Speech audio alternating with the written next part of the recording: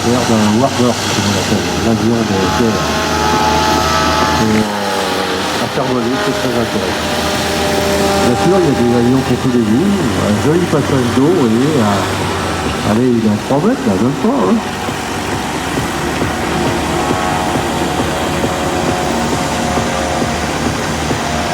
Comme je disais, pour les jeunes, dès qu'on a envie de bricoler proprement, il faut que ce soit fait proprement, c'est une excellente école pour apprendre à se délier les doigts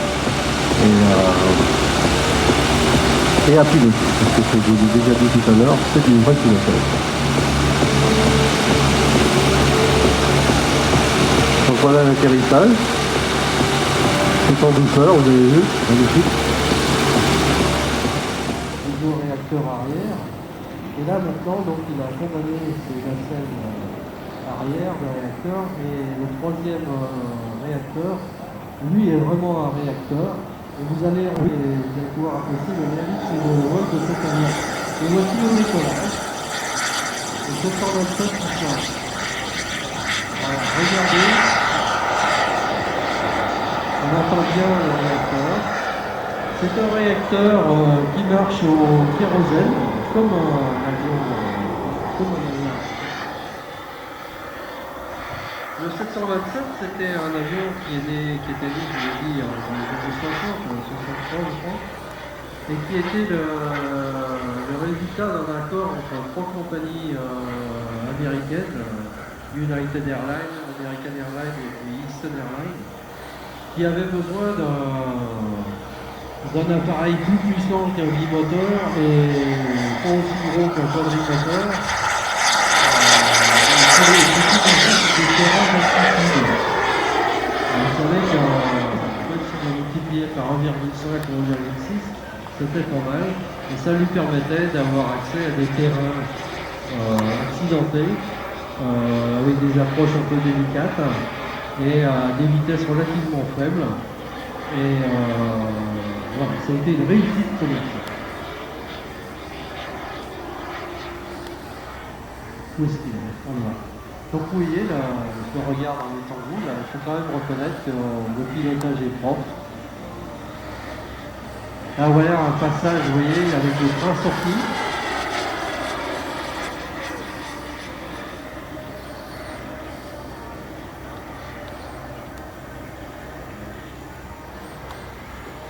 Voilà, donc je pense que Noël va nous le poser là.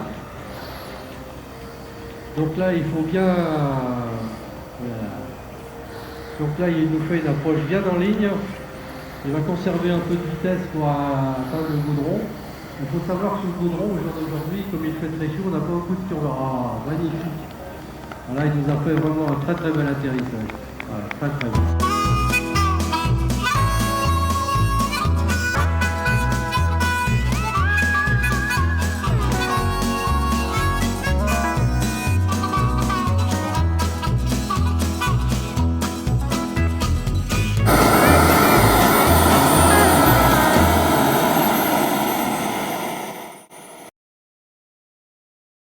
Verrouillé par un brevet là, Donc là, nous avons 2 ULM qui vont décoller.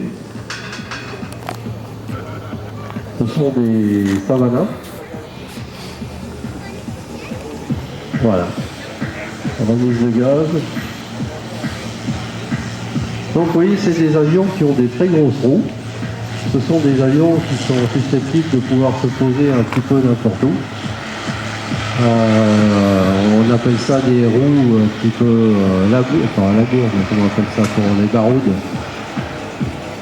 Brousse, des roues de brousse, voilà. 3 places ou 4 places, c'est pas possible. Voilà, donc un virage à droite. Je pense qu'ils vont nous faire une oreille pour revenir dans l'axe de piste.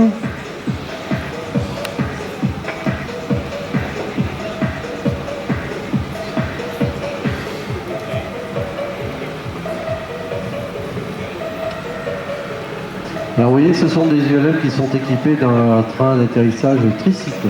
C'est-à-dire que vous avez 2 roues principales à peu près légèrement en arrière du centre de gravité et une roue à l'avant qui est directrice.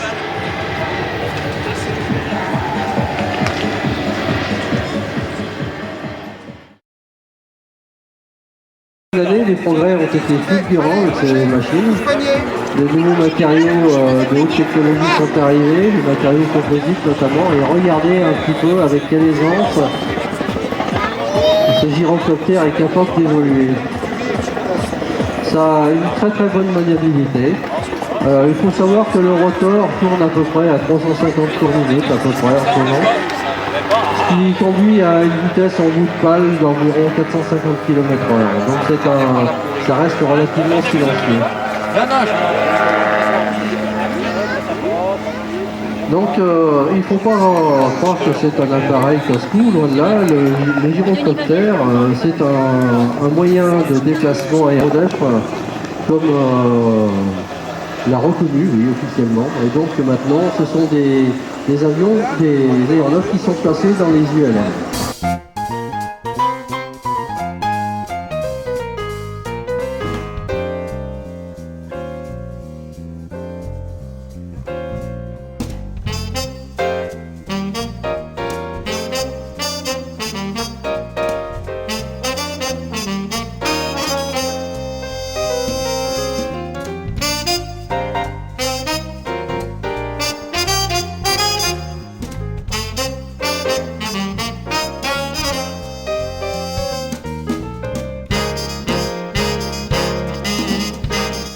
Bon.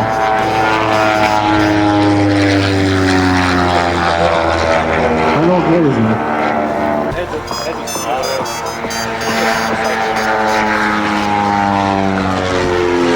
Ah, ça fait pas long comme bruit.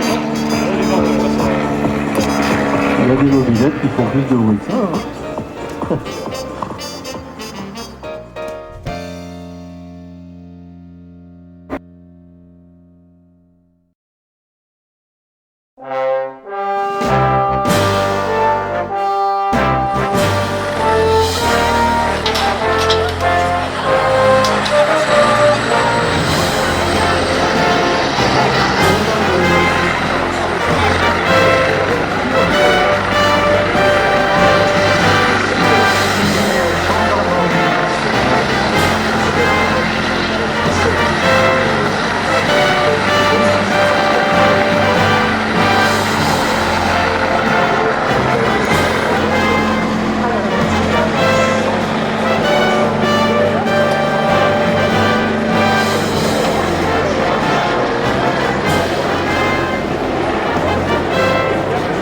Lorsque vous en verrez un, sachez, vous saurez maintenant, bien sûr, que c'est votre ange gardien.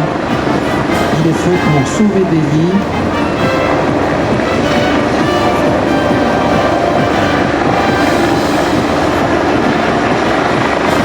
Voilà la démonstration avec un virage relativement serré. Attention aux barrières, attention aux casquettes qui risquent de s'envoler. Il s'agit d'un gros ventilateur. Hein. Et les barrières.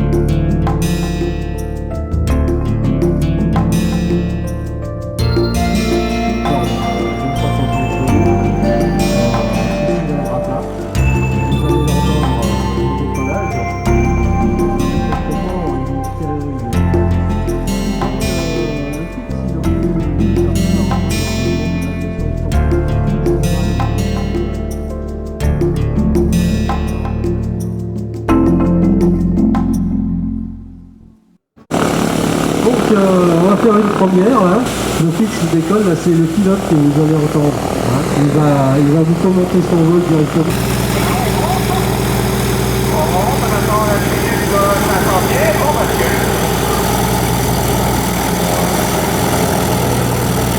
On vient sur l'axe. On y refait l'accélération, 3 gates. Là, vous venez d'assister à un renversement. On va faire un deuxième renversement qui va me permettre de revenir sur l'axe. Voilà, c'est parti. Et assumé pour montrer que c'est pas trop mal.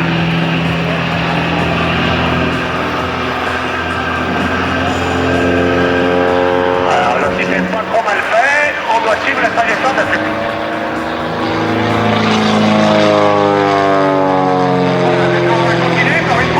Le looping qui a été inventé il y a 100 ans par Charles Pegou.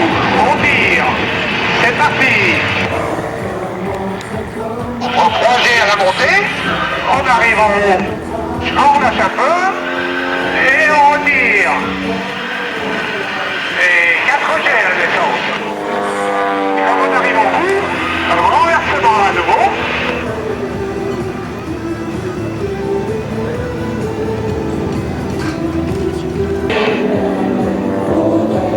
Maintenant, on va passer au sono. Le but, c'est un avion qui tourne vite. Regardez, on va envoyer les premiers tonneaux normalement. Ça, c'est un tonneau normal. Et rapide. Hop. On fait 1, 2, 3, 4. À nouveau, rétablissement tombé sous 45 pour revenir vers vous. En fait, c'est comme un looping, hein, mais simplement à la sortie, on s'arrête à 45 degrés, stop, demi-tonneau, à passer, s'il vous plaît, on recommence, et si on enchaîne par le suivant, ça fait un 8 cubain.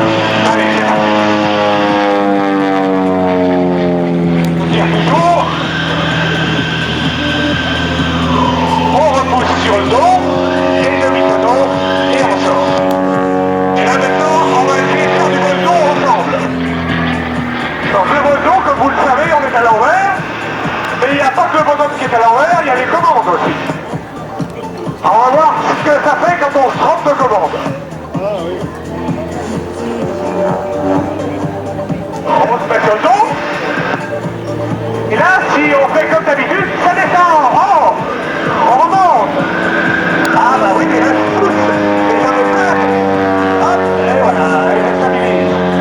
Et on tourne. Alors moi, je tourne à gauche, et vous pourriez tourner à droite. Et pourtant, je vous assure que c'est bien sur ma gauche à moi.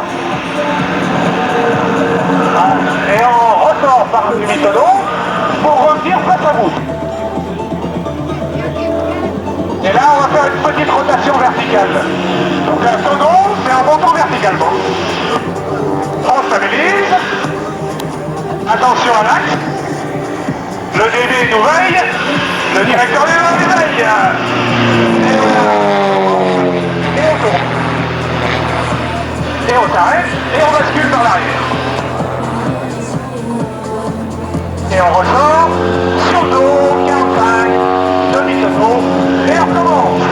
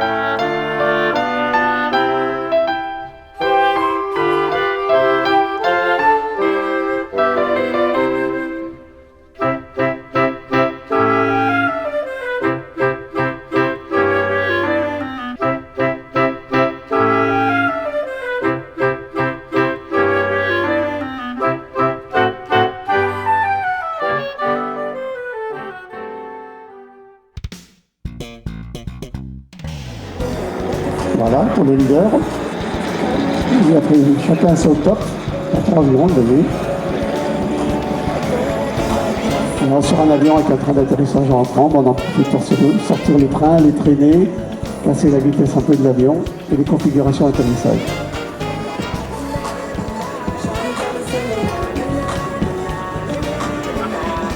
Et le leader, donc le numéro 1, se posera, il ira pratiquement jusqu'en bout de piste, se posera long, de façon à laisser la place pour les suivants.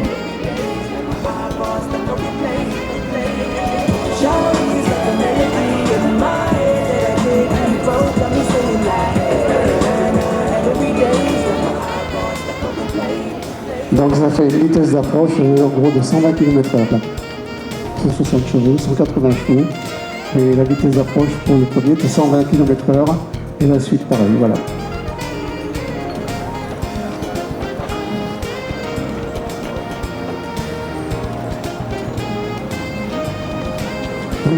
Oui, madame me demande, c'est pas bruyant du tout, hein, c'est tout réduit. Là. Vous voyez là, l'avion numéro 3 a pris une légère turbulence du dernier là. Donc le pilote a rattrapé ça rapidement.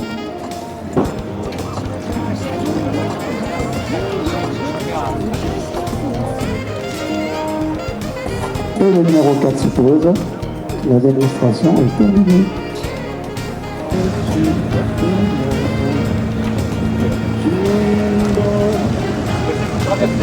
Bon, bah, on peut applaudir, on veut des casquettes, comme on veut, c'est long.